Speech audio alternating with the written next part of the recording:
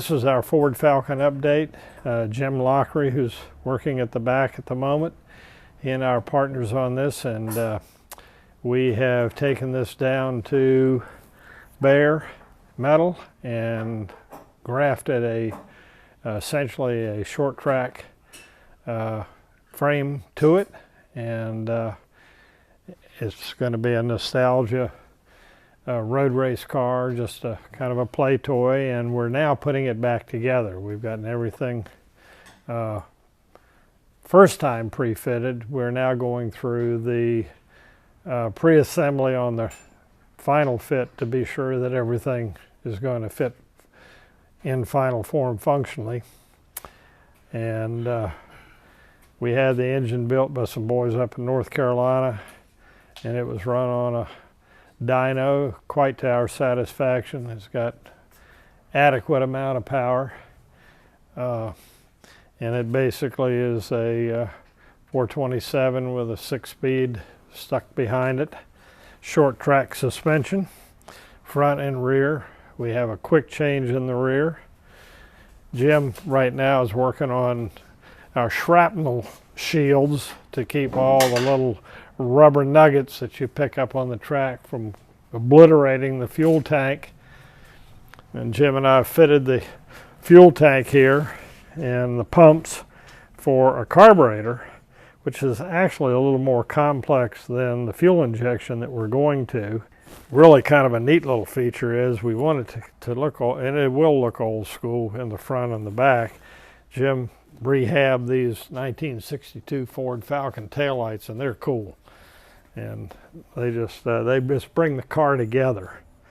We'll have a bumper on it, and it'll say Falcon on the back, and have a little fake fuel filler because our fuel filler is actually built into the tank. And over here we have we've fitted, not for the final time, but close to it, our oil tank. And because this is a dry sump motor, we end up having 3 gallons of oil set in the right rear corner of the car, so that puts some balance in terms of the weight. Yesterday Jim fitted all the little accoutrements, got the seats in, harnesses in. Jim built the carbon fiber dash set inside of the original Falcon dash, which is really kind of cool, and bringing in some of the old school nostalgia stuff and still having it look like the original car to some degree. Everybody asks why the top isn't here. Well, the top we cut off in order to be able to do all the welding on the top of the roll cage. And we have the top, it's done. It'll come back and sit on and bolt down, and then we'll trim it. Put the rear glass in, put the front glass in, and hopefully about then be able to turn the battery on, turn the pumps on, and press a button, and it'll start. And we're really anxious for that to happen. We've got a big show coming up down at Kiowa the first week of May, and we fully expect to have it there for that and show it off. That's pretty much it.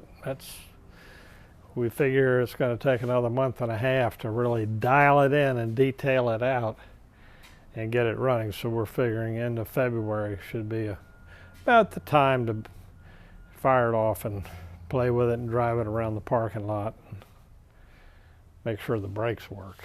That's always an important thing, you know, that the brakes work.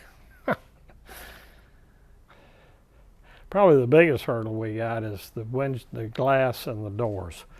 Rest of it's pretty simple. We haven't fitted the doors yet, but they shouldn't be all that difficult, just time consuming.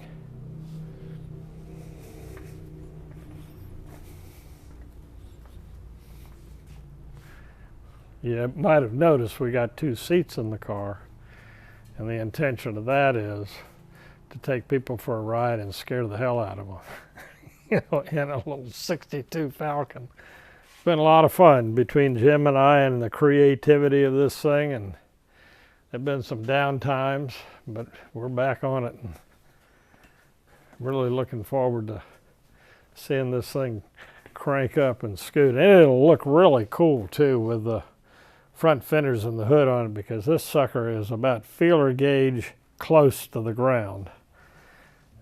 If you hit an armadillo, that armadillo is going to succumb to a high rate of speed of hurt.